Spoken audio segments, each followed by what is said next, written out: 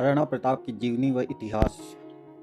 महाराणा प्रताप का जन्म 9 मई 1540 के शुभ दिन महाराणा सांगा के पुत्र उदय सिंह एवं महारानी जयवंता बाई के यहाँ राजसमंद जिले में स्थित कुंभलगढ़ दुर्ग में हुआ।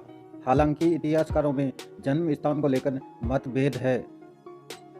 इतिहासकार जेम्स टॉड के अनुसार महाराणा प्रताप का जन्म मेवाड़ के कुंभलगढ़ दुर्ग में हुआ, जबकि इतिहासकार विजय नार के मतानुसार बालक प्रताप का जन्म अपने नाना सोनगरा अखेराज के राजमहलों में हुआ था। महाराणा प्रताप को बचपन में कीका नाम से पुकारा जाता था। 28 फरवरी 1572 को पिता उदय सिंह की मृत्यु होने से पूर्व ही उन्होंने अपनी सबसे छोटी रानी धीरबाई, जिसे रानी बटियानी के नाम से भी जाना जाता था, के पुत्र जगमाल सिंह को मेवाड़ का उत्तराधिकारी घोषित कर दिया। जबकि ज्येष्ठ पुत्र होने के नाते प्रताप सिंह स्वाभाविक रूप से उत्तराधिकारी थे। जगमाल सिंह विलासी प्रवृत्ति का अयोग्य राजकुमार था, इसलिए राज्य के अधिकतर सामंत जगमाल सिंह के बजाय प्रताप सिंह को महाराणा की गद्दी के लिए योग्य उम्मीदवार मानते थे। इधर जगमाल सिंह के हाथ में सत्ता आते ही उसके भोग विलास और जनता पर अत्याचार बढ़ने लगे। प्रताप सिंह ने भी अपने छोटे भाई को समझाने की कोशिश की, परंतु सत्ता के अंधे जगमाल सिंह ने इसे अनदेखा कर दिया। जब जगमाल सिंह की अयोग्यता और अत्याचार हद से बढ़ने लगे, तब विवश होकर मेवाड़ के समस्त सरदार एकत्रित हुए और प्रताप सिंह को राजगद्दी पर आसीन करवाया। प्रताप सिंह का प्रथम राजतिलक 1 मार्च 1573 के दिन उदयपुर के नज़दीक गोगुंदा नामक स्थान पर हुआ और इसी दिन से प्रताप सिंह महाराणा प्रताप के नाम से जाने जाने लगे। महाराणा प्रताप का शारीरिक सौष्ठव ही उनके दुश्मनों के दिल में भय पैदा करने में सक्षम था। महाराणा प्रताप 7.5 फीट लंबे और 110 किलो वजनी पुरुष थे। युद्ध में जाते समय उनके साथ 80 किलोग्राम का भाला, 208 किलोग्राम की 2 तलवारें और 72 किलोग्राम का लोहे का कवच होता था। महाराणा प्रताप का रीति रिवाजों के अनुसार द्वितीय राज्याभिषेक कुंभलगढ़ में किया गया। इधर प्रताप सिंह के राजगद्दी हथियाने के विरोध स्वरूप जगमाल सिंह ने अकबर से मित्रता गांठ ली। महाराणा प्रताप के राज्य की राजधानी उदयपुर थी। उन्होंने सन 1568 से 1597 तक शासन किया। उदयपुर पर विदेशी आक्रमणकारियों के संकट को देखते हुए और सामंतों की सलाह मानकर महाराणा प्रताप ने उदयपुर छोड़कर कुंभलगढ़ और गोगुंदा के पहाड़ों के बीच अपना केंद्र बनाया। महाराणा प्रताप ने अपने जीवन काल में कुल 16 शादियां की थी, जिनसे उनके 17 पुत्र और 5 पुत्रियां थीं। 1568 में मुगल सेना द्वारा चित्तौड़गढ़ किले की विकट घेराबंदी के कारण मेवाड़ की उपजाऊ भूमि अकबर के नियंत्रण में आ गई।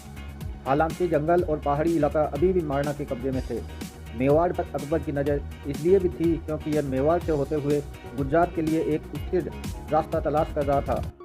महाराणा प्रताप के शासनकाल के समय तक लगभग पूरे उत्तर भारत में मुगल बादशाह अकबर का साम्राज्य था, जिसमें अकबर लगातार बढ़ोतरी कर रहा था और मेवाड़ साम्राज्य अकबर के इस साम्राज्य विस्तारवादी नीति के राह में एक प्रमुख रोड़ा बना हुआ था। इसके लिए अकबर ने महाराणा प्रताप को अधीनता स्वीकार करने के लिए 4 बार प्रस्ताव भेजे। सितंबर 1572 में जलाल खां, मार्च 1573 में मानसिंह, सितंबर 1573 में भगवान दास, दिसंबर 1573 में टोडरमल, परंतु हर बार निराशा हाथ लगी। महाराणा प्रताप ने मुगल बादशाह की अधीनता स्वीकार करने के बजाय लड़ते हुए मरना श्रेष्ठ माना। अकबर ने महाराणा को व्यक्तिगत रूप से प्रस्तुत होने का संदेशा भिजवाया, परंतु महाराणा ने इनकार कर दिया। तब युद्ध से ही मेवाड़ जीतना अकबर के लिए जरूरी हो गया, जिसके परिणाम स्वरूप 18 जून 1576 को हल्दीघाटी का ऐतिहासिक युद्ध हुआ। 18 जून 1576 को मुगल बादशाह के साम्राज्य विस्तार की नीति फलस्वरूप हल्दीघाटी नामक दर्रे के नज़दीक मेवाड़ की सेना, जिसका सेनापति महाराणा प्रताप था, और मुगलिया साम्राज्य की सेना, जिसका मानसिंह और आशफ खान नेतृत्व कर रहे थे, के बीच भीषण युद्ध हुआ। मेवाड़ की ओर से भील सेना के सरदार राणा पूंजा भील थे, जिन्होंने इस युद्ध में अद्भुत पराक्रम दिखाया। इस युद्ध में महाराणा प्रताप की तरफ से लड़ने वाले एकमात्र मुस्लिम सरदार हाकिम का सूरी थे। हल्दीघाटी युद्ध में मेवाड़ की सेना में 20,000 और मुगल सेना में 50,000 सैनिक थे। फिर भी मेवाड़ के योद्धाओं ने मुगलों को नाको चने चबवाए। महाराणा प्रताप ने इस युद्ध में अपनी युद्ध कला और वीरता का परचम लहराया। जिस ओर उनका घोड़ा चेतक मुंह घुमा लेता, उस तरफ दुश्मनों की लाशों के ढेर लग जाते। दुश्मन सेना के लिए महाराणा और चेतक यमराज और उसके भैंसे की तरह दिखाई दे रहे थे। इस पूरे युद्ध में मेवाड़ की सेना मुगलों पर भारी पड़ रही थी। और महाराणा की रणनीति सफल हो रही थी। महाराणा ने हाथी पर सवार मुगलों के सेनापति मान सिंह पर चेतक से हमला किया।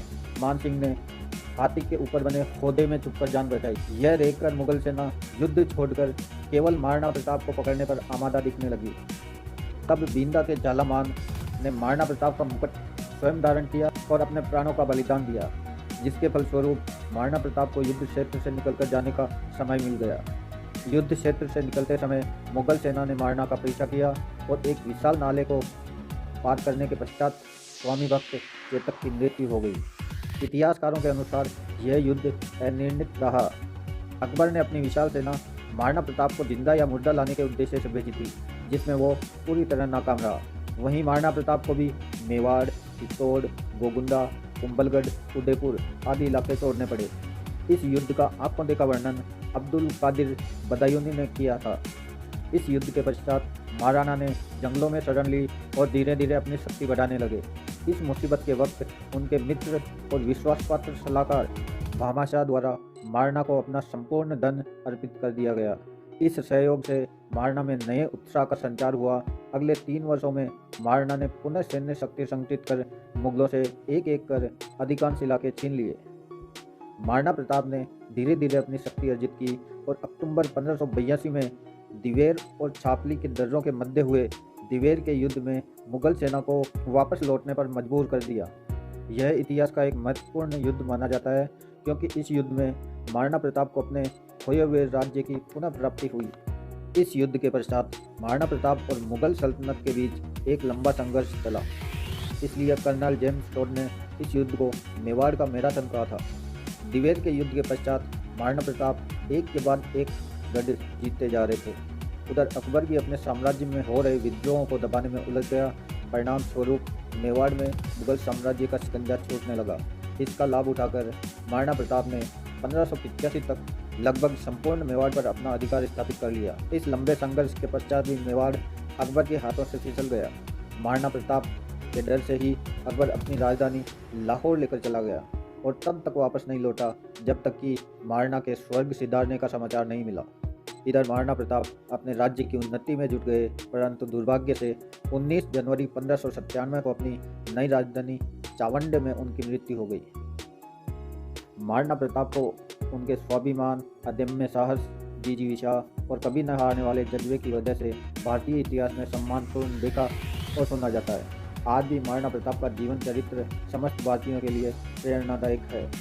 अपनी मातृभूमि की आज़ादी के लिए जीवन बलिदान कर देने वाले ऐसे वीर शिरोमणि महाराणा प्रताप और उनके स्वामी भक्त चेतक को शत शत नमन।